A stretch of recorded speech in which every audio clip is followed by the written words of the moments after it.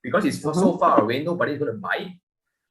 Yeah. So you will lose money, but you don't tell people that, oh, I lose money selling my double story.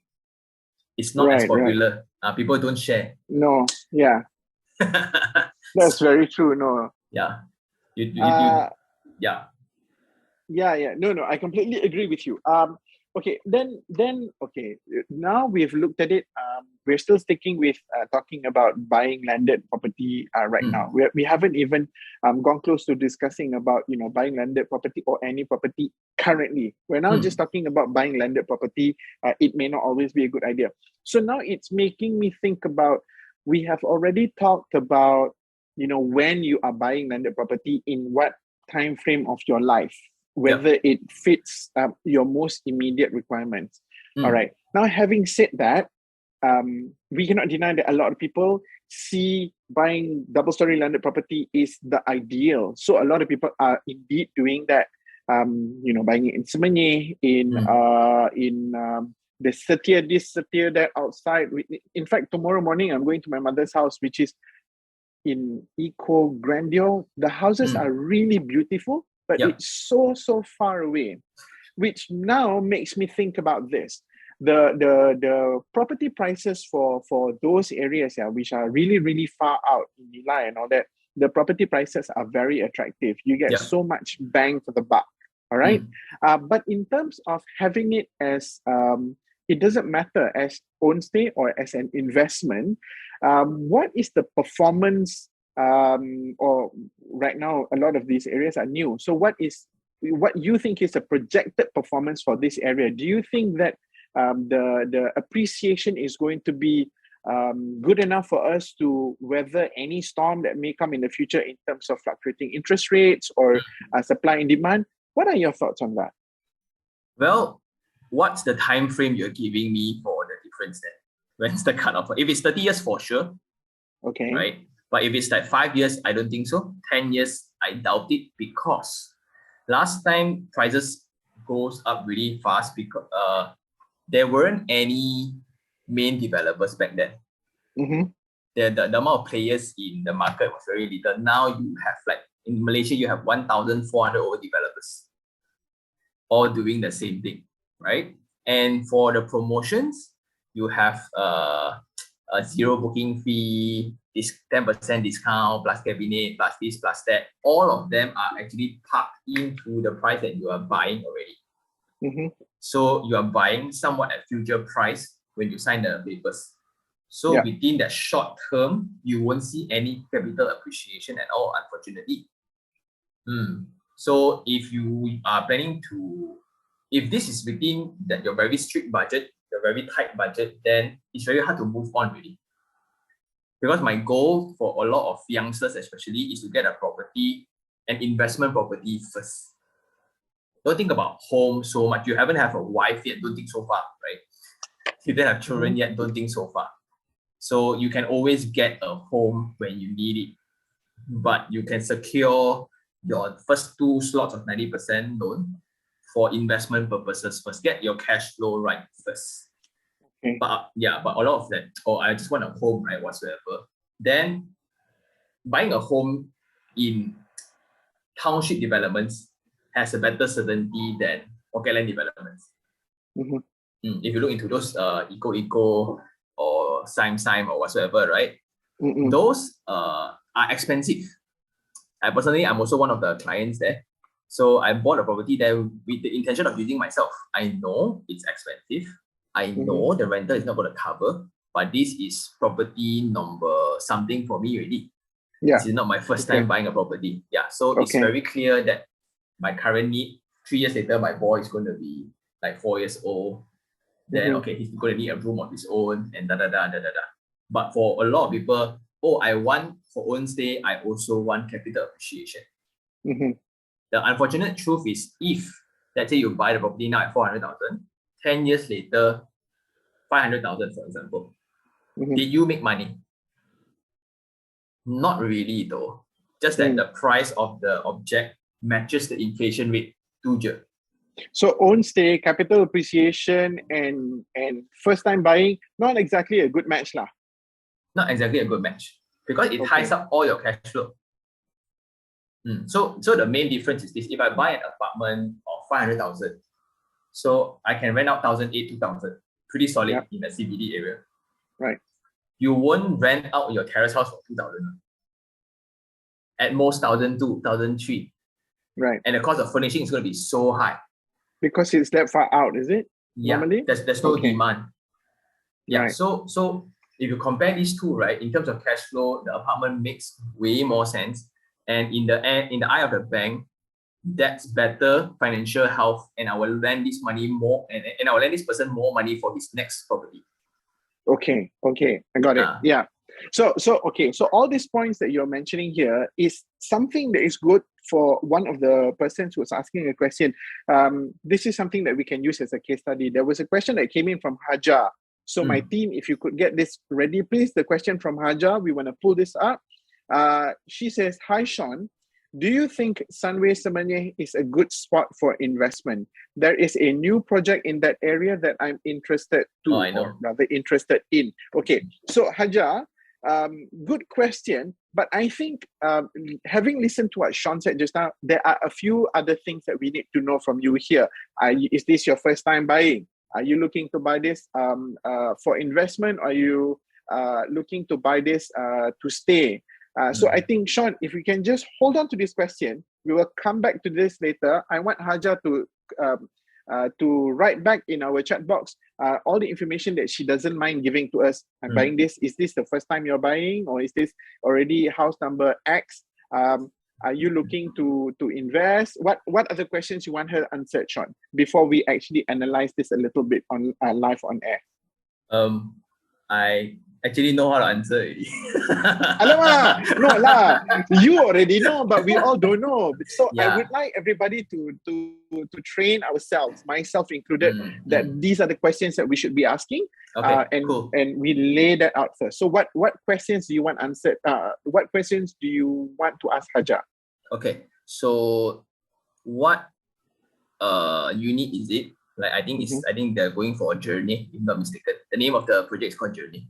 Then it's if it's a 3-bedroom unit that you're eyeing for, what is the price? Then within the location of the project, the neighboring projects, right? What is the selling price for similar size projects? Okay. And what's the existing rental rates for the existing projects around? Okay. Then are you in a state where you are very comfortable with your job? Okay, so those are 5 questions over there. So Haja, if you can, I hope you're still listening, because I think she asked the question a while ago. She asked the question 13 minutes ago.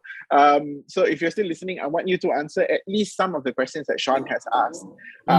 Do write back and tell us in the chat room the answers to the questions, so that we can then go ahead and try to get this answered.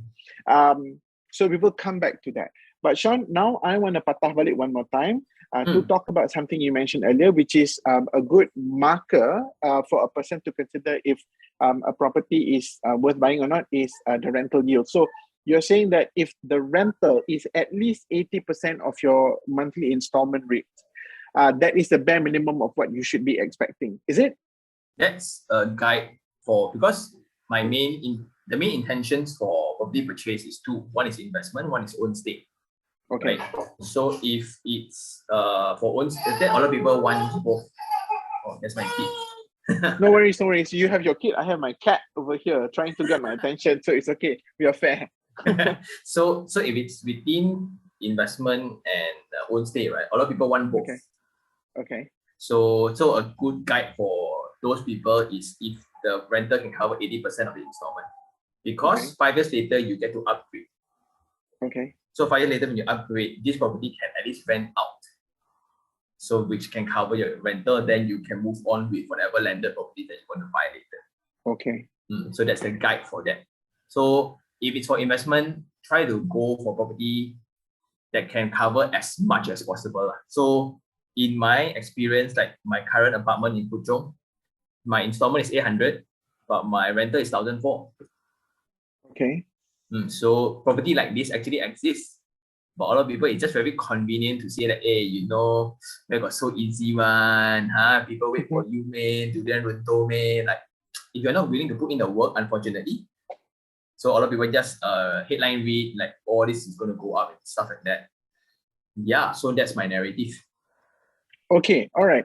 There are also some properties where if you buy it early enough, off plan, yeah, this is even before the building has already begun construction. So this is, you know, the people at the mall showing you brochure because the project has just launched.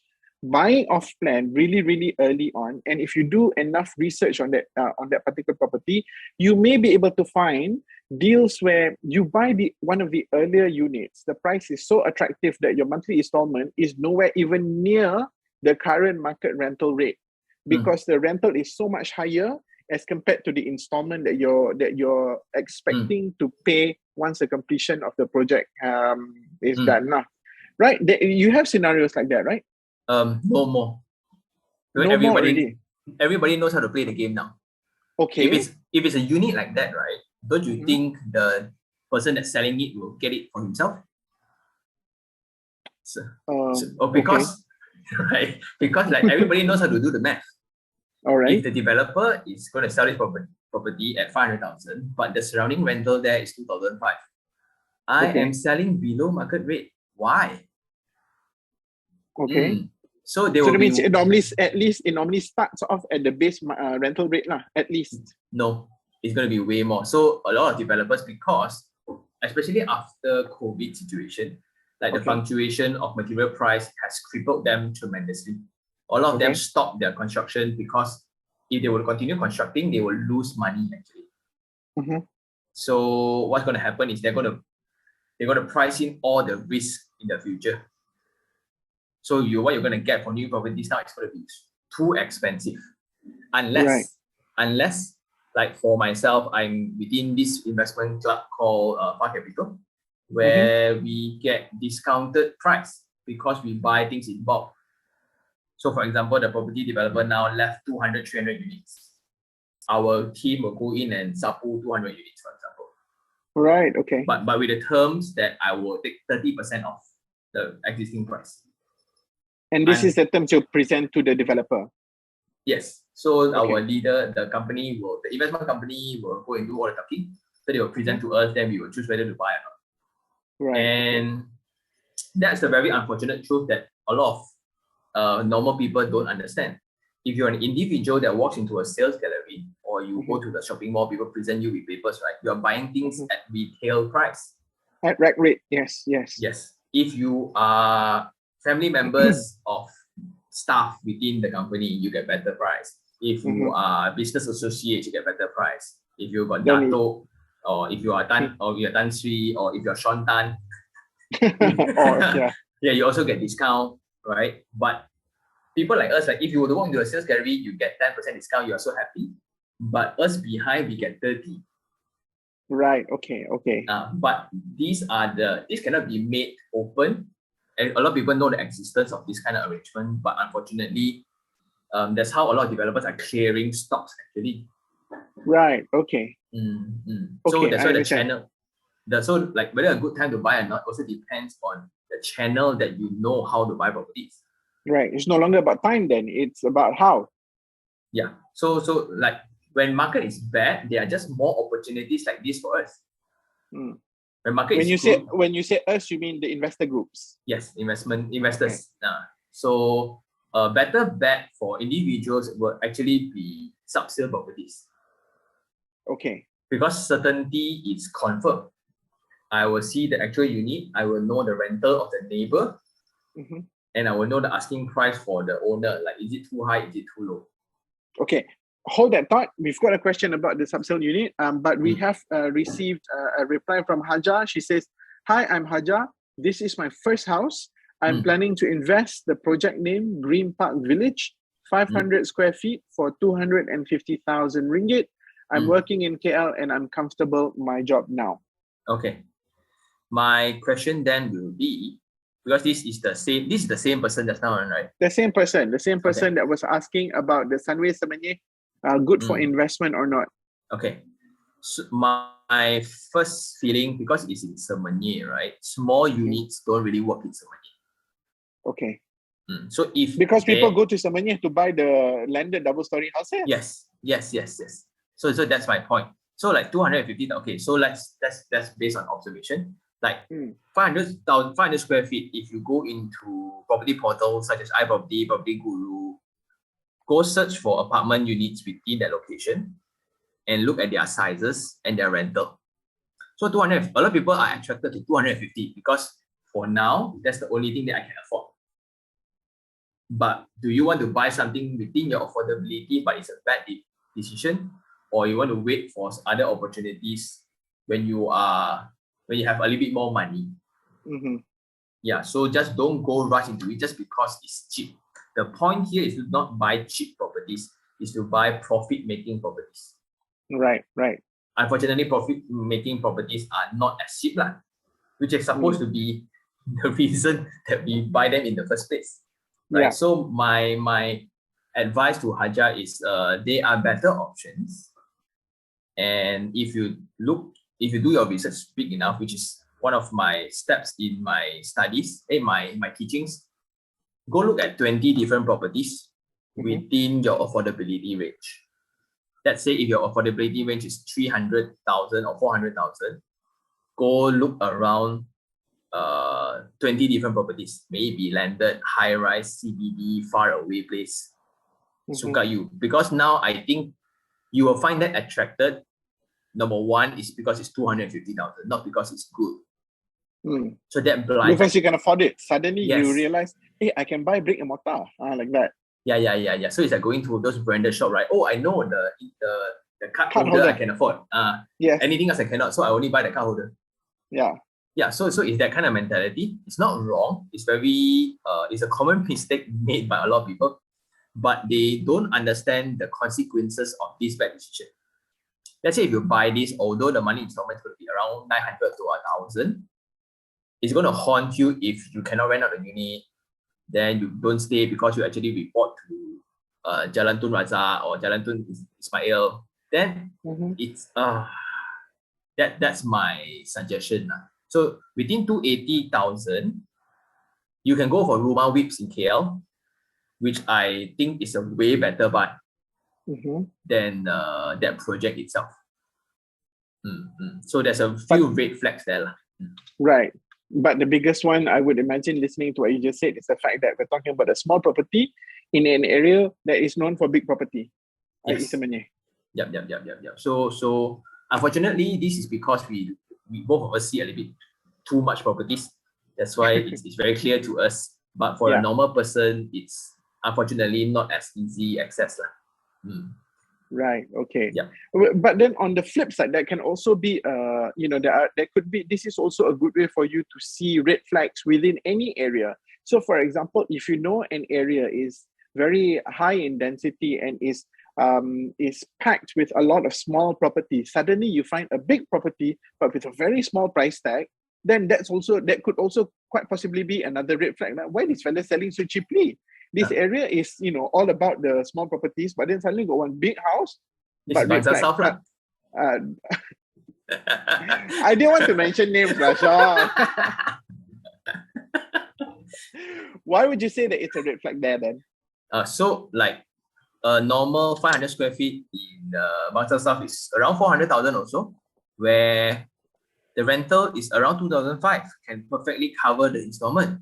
So instead of buying the one in Semenyih, I will go for the one in Bangsa South, right?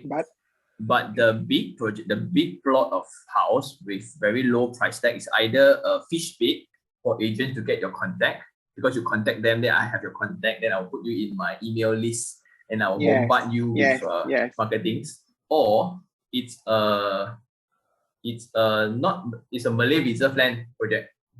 Okay.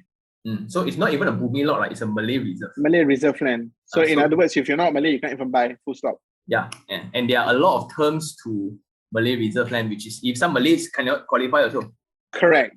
Yeah. That's true. But yeah, you're completely right about the fish bait thingy. So don't fall for that, guys. If you go to Mudah, if you type property, you will have the first 10 pages will be fish bait. If you adjust your search to lower price first, gone. The first 10 pages is all about agents trying to get your number, which I completely understand. We've got a couple more questions coming in, and we want to patah balik. We love doing that. Patah balik again to a question, a statement that you made earlier, but there is a question for that. Ben asked the question, purchase new development or sub-sales? You mentioned just now that sub-sales has its benefits where you are able to analyze your surroundings much better because you already have an existing pool of information, right? So how do you want to add to that? Yeah, the main difference is actually certainty. So for inexperienced buyers, if you look into the brochures, right, a lot of things you cannot determine, like the ceiling height, you don't know, the common areas such as the corridor, the condition of the landscape, the condition of the swimming pool, how is the road access like, you have absolutely no clue. But if you go into an existing ready-made building, which is sub-sale, you can determine all of those things. Then if you are buying a new project, you need to guesstimate the rental. Like how is this project going to be? Is it going to be better than the existing one, or is it going to be worse than the existing one? So here paying 3,000, will people pay 3,500 for yours, or will people actually go for 2,500 for others then? But in your sub-sale one, your neighbor's paying 2,008, your one confirm 2,008 lah. If it's the same condition. But the only difference is whether you got capital or not. Because sub-sale, I calculated, is around 17 to 18% upfront. If it's a 500,000 property, you will need around 90,000 just to own the property. So we haven't calculated in renovation fees yet and things like that lah. So unfortunately, a lot of people don't have 90,000 in the bank, so they will just pay 1,000 booking fee and get a unit. Which is way easier. So that will be the main difference. But if you got capital and you have a very big investment ambition, go for the sub-sale because within 6 months' time, you will own the property. For example, this 500,000 property where the rental is 2,000. Does it make sense, right? So if I take 90% loan, which is 450,000, then my installment is going to be 1,780. But the rental is 2,000. So it's almost surplus already. Then I will finish up, then I will just rent it out for 2,000 bucks. Every month now, I got extra a little bit. Then immediately I can prepare all these documents after 6 months, and I use this as my supporting documents for my next purchase already. Instead of buying a property and wait for 3 years. So in 3 years' time, I can actually buy 4 properties. But again, this is like next level if you want to buy. Or in your lifetime, I just want, by 55, I just want to have 2 or 3 or good enough really. That's why it's very obvious that the appetite or ambition is very drastic here. I mean, if you want to buy, then it's actually hard work. It's not the kind of investment where you buy and you let it sit in your closet. So it's something that you have to consistently monitor, and you have to make sure that you're always above in terms of where you stand from a money perspective and all that. But I want to go back to what you just said just now about if your neighbor rental is 2,008, my rental is 2,008. So you already know that for a fact. How do we cost in or consider renovated properties? So let's say there is a unit in Cheras. It's a landed property, a single-story terrace house, and the rental there is 2,000 ringgit, for example. And you are buying the house that is on sale, but that house is stock standard, no renovation at all whatsoever. Whereas the neighbor's neighbor's house has a slight extension, for example. So do you consider the rent to be on par, or do you have to consider your rental will be lower? Is there a difference renovations make to rental? So this, I assume, is landed. That's why you have extension and all, right? Correct, yeah. And for rentals for landed properties, it's not that drastic. Maybe like extra 200 bucks. Maybe like 1,000 and versus 1,001 or 1,002. It's not going to be a big difference compared to apartments renovation. For a fully furnished, like we can go 3,000, but a bare furnished is maybe 1,009. So, but the sub-sale value will be the big difference for extended house and non-extended house. So if like, let's say my budget is 700,000, but I look at the extension house, which is 750, a little bit off my budget, but everything is built in, everything is nice. So I should look at it where I can use my financing to finance the entire renovation. Okay. Compared to buying the original condition, I need to pay out cash to do the renovation. Right. So that's it's about how much you have, and how much you put out is going to bring in. Yep.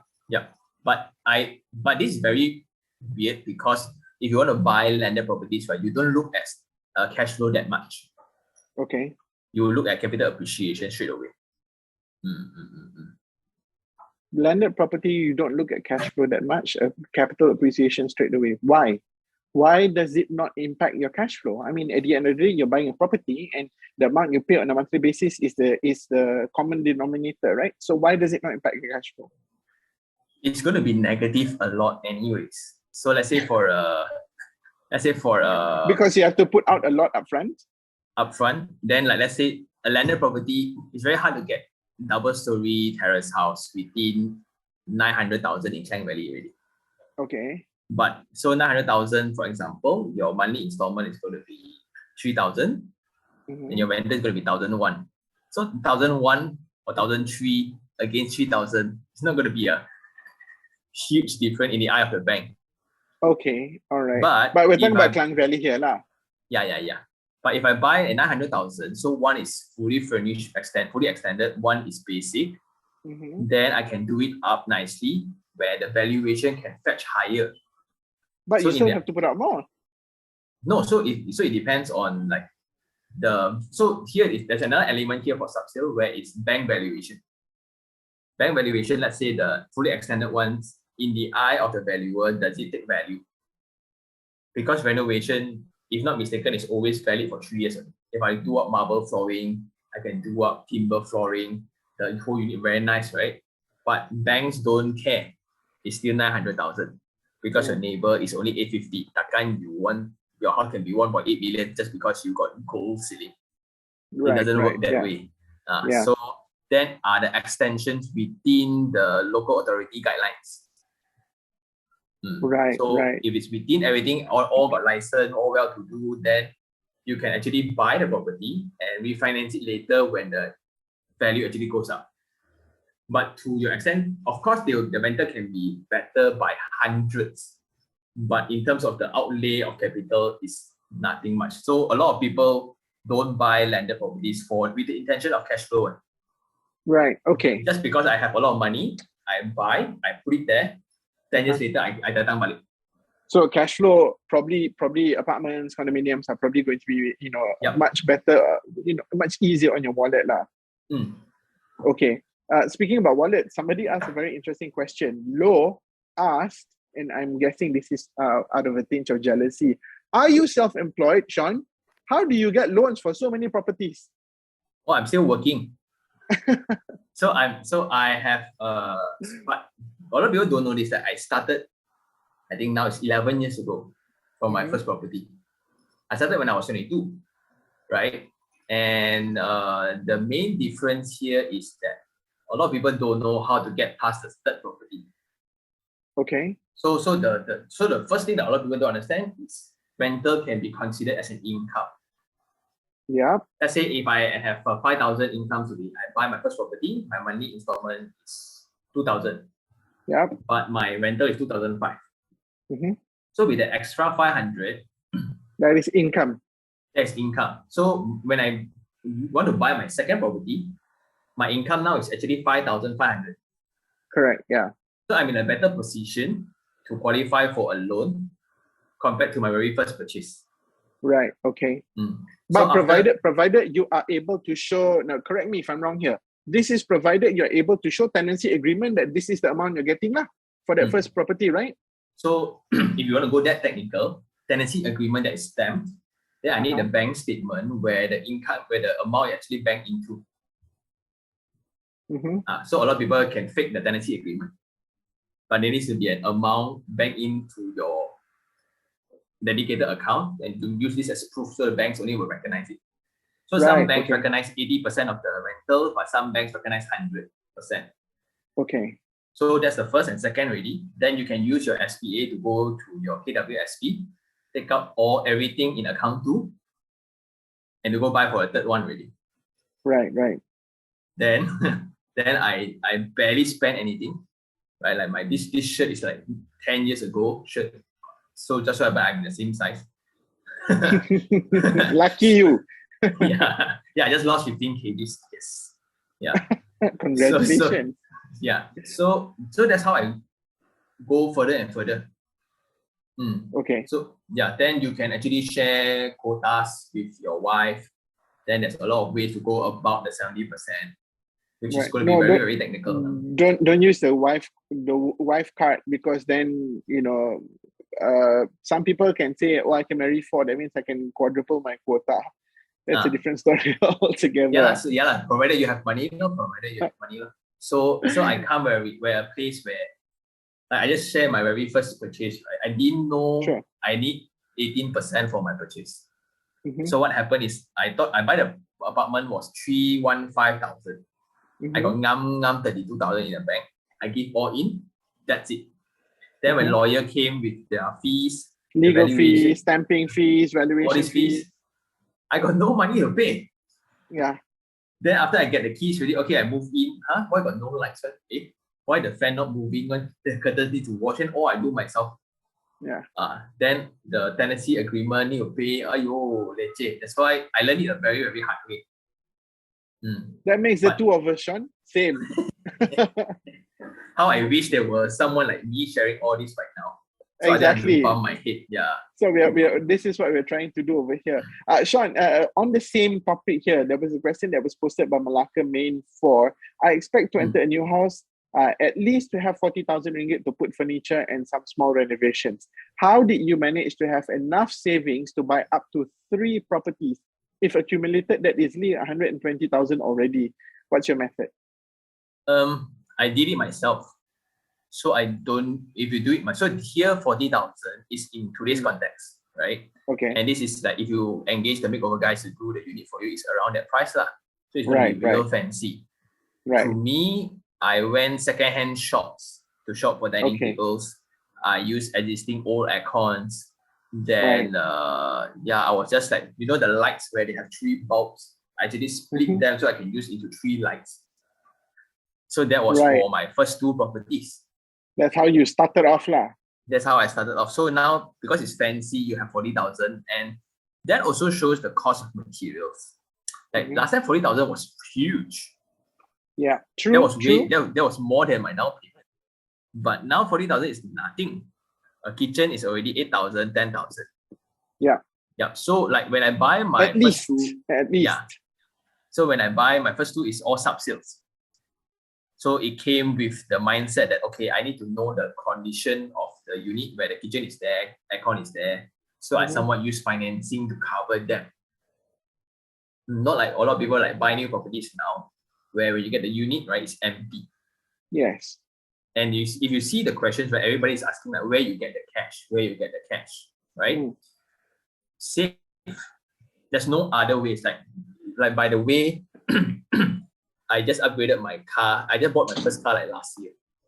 Okay. I used my mom's old cars, family old car. Then everyone look at me, hey Sean, I thought you were the famous YouTuber. Why you drive for shit junk like that, right?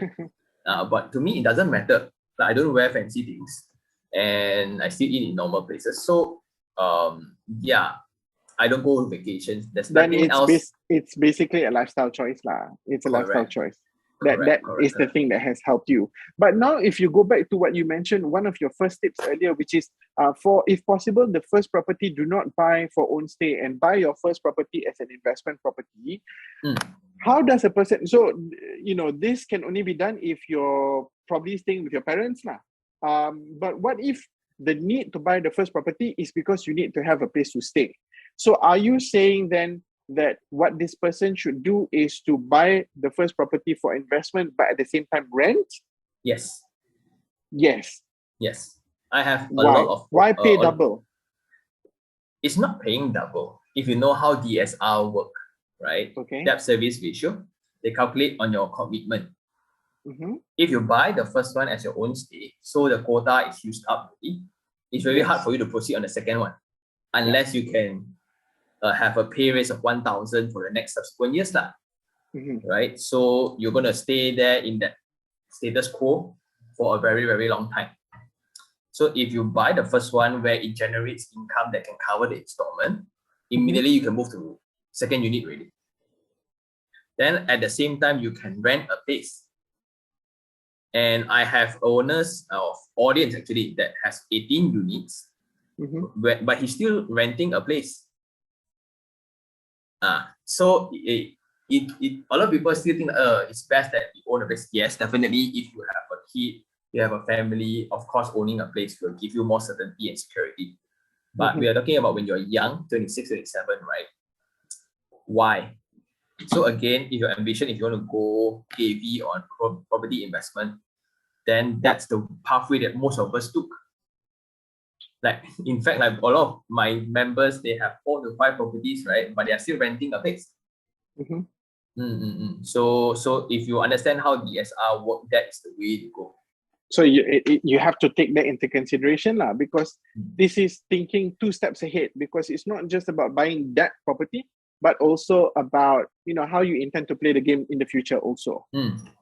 Okay, understood. Guys, we are now at 9:57 p.m. We're supposed to finish at 10, but Sean has already told me previously that whenever he does a live show, it's a 3-hour show with people asking so many questions, and there are still many questions that we have not answered. So we'll probably extend this for another 5 minutes or so. So go ahead and get your questions in. So if you have questions, go ahead and key them in right now. But one of the latest questions that came in is this. CS says that they are a 23-year-old student, totally new into real estate industry, probably a very naive question, so please forgive me. Don't worry, no question is stupid. Does owning multiple houses in so many places, having so many rental income, will it be stressful? What are the possible downfalls? Okay. Stressful, it depends whether you like it or not. If you like it, it's fun. If you do what you don't like, then it's stress, right? So that is also the ambition, the appetite for risk. A lot of people, after you buy, like currently I owe the bank a few million ringgit, but using those few million debt, I'm actually generating a healthy amount of cash flow for rental. I'm not paying them. I'm actually leveraging on other people's time and other people's money to build my wealth. So with that in mind, is it stressful? Not really. A lot of people then go and buy multiple homes to stay. I have one weekend home, one weekday home, one family home. Wow. That was the point, right? So that's the difference here. I think like a lot of people use property as home, and we using property as an investment tool to generate cash flow. Yeah, that's the big difference here. Right, I see. Okay. Sean, I have to give you a quick reminder that before we go, you have to give us the ABCD step of what you do before you purchase a property. So go ahead and think about that and summarize that already. Ruiz asked property in landed property in Nilai, Negeri Sembilan, does it good for own stay or investment or reseller again? We've already spoken about this earlier, Ruiz, but maybe if you wanted to just very quickly recap on that. Landed property in Nilai, homestay, own stay or investment? So here, there's a lot of different questions that we'll need to clarify. So why do you ask the property, is it for own stay or investment? You should be asking what mode are you looking for instead. It's an internal question that do you want to buy something for own stay or do you want to buy something for investment? Yeah. So that's it's a wrong question to ask me. It's a question that you ask yourself, Ruiz. Yourself. Exactly. This is what we have already established earlier. Don't worry, Ruiz. If you want to, just in case you came into the webinar late, we will be reposting this on Astro AWANI LINC's YouTube page or Astro AWANI's YouTube page, so you can go ahead and check it out again. So there were a couple of questions that came in, all regarding your renters, Sean. So somebody was asking, Susie Lee was asking, all of the properties you bought during MCO are all rented out quickly. And then Lo also asked, where was that question just now? I just saw that question. He asked, how do you rent it out so quickly and above market rate? What are your methods? So I guess people just want to know, where you found your renters lah. Okay. Those that I buy in MCO mostly are new ones, because now I think new properties will be a better prospect if you look into how capital appreciation work. New buildings tend to fetch better value. Okay. Then because of the material price currently, that it's going to be more expensive to build the exact same thing again. So the future block is either going to be smaller or it's going to be higher price if it's in the same size. So that's number one. So the second one, because I work in the makeover, guys. So there's a lot of strategy that we package the unit very, very nicely using minimal budget.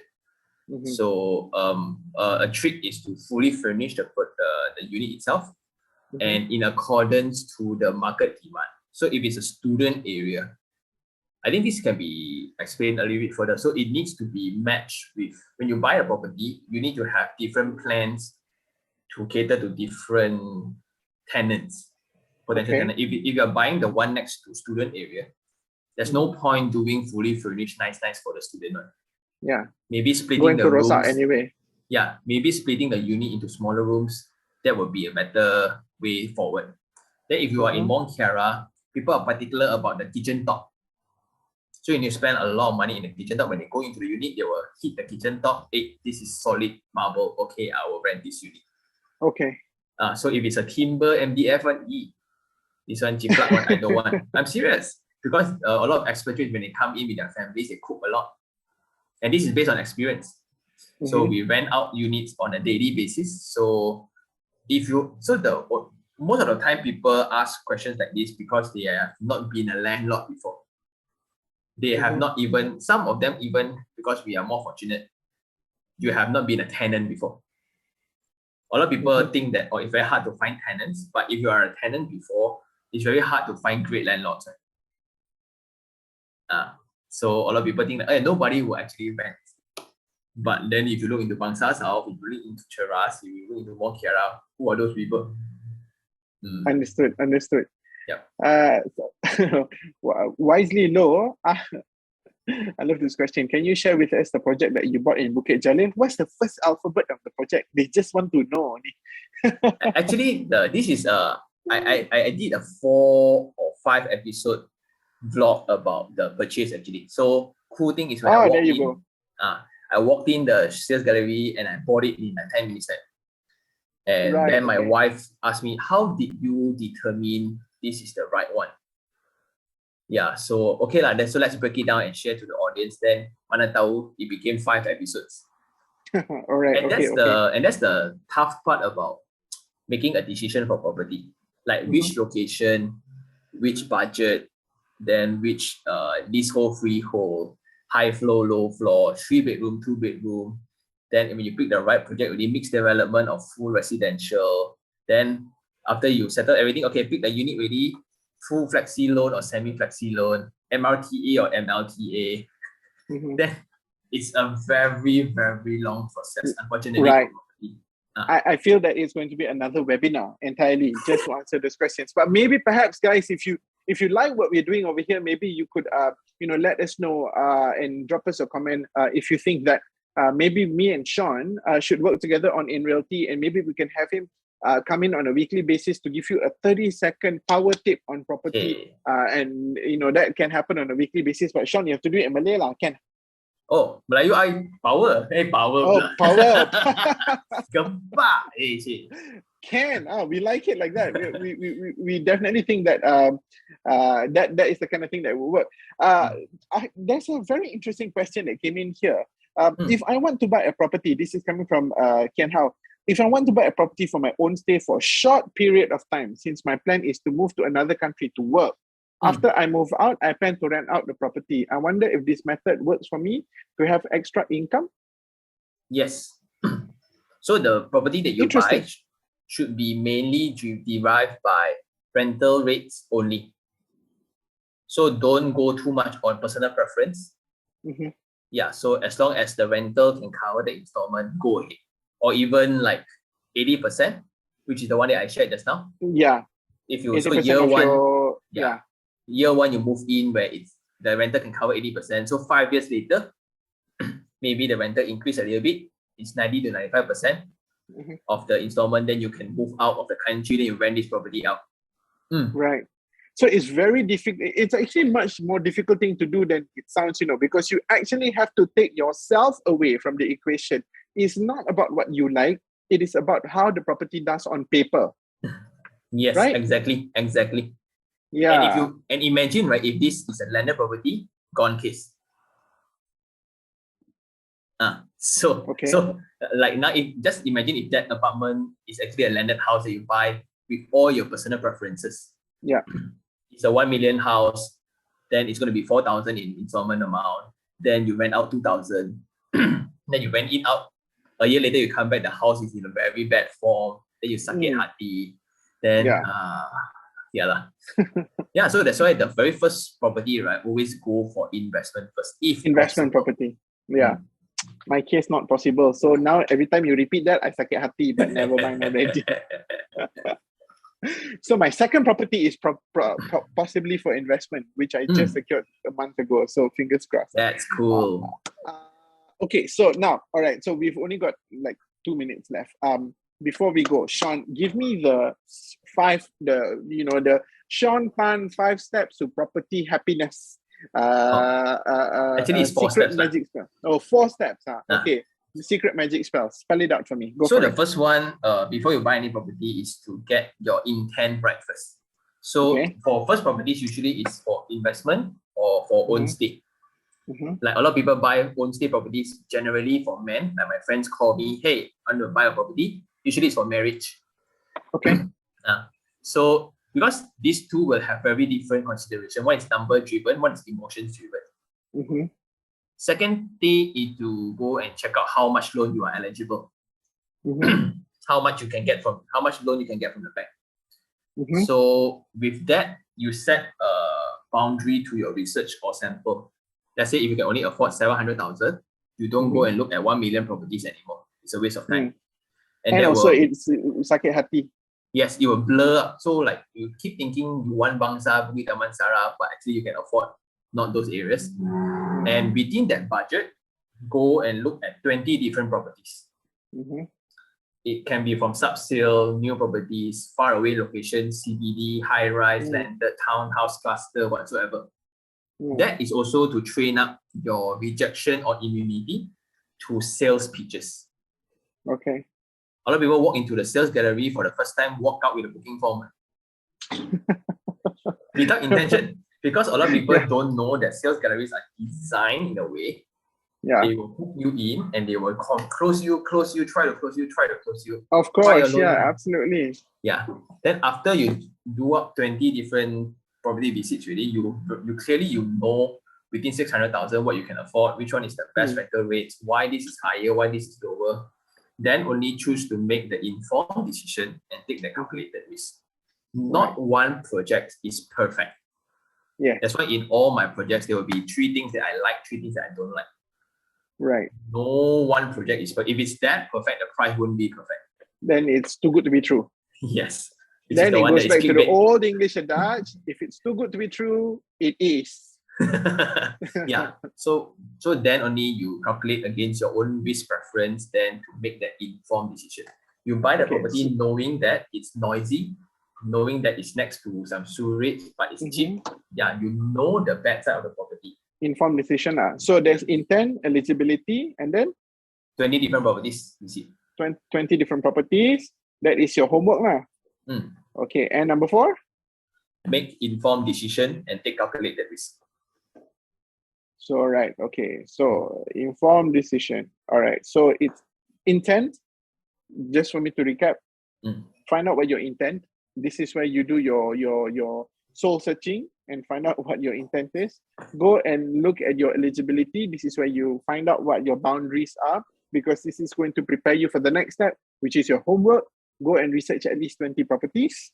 And last but not least, it is for you to make an informed decision. You have to know all the ins and outs, the pros and the cons. So I guess probably from the 20, you whittle down to 5, maybe you whittle down to 3, and then you list down all the pros and cons, and then only you will arrive at that one property, which may still not be perfect, because if it is too perfect, then there must be something that is or you're not being fair to yourself and you're closing one eye to the things that are wrong about it, possibly.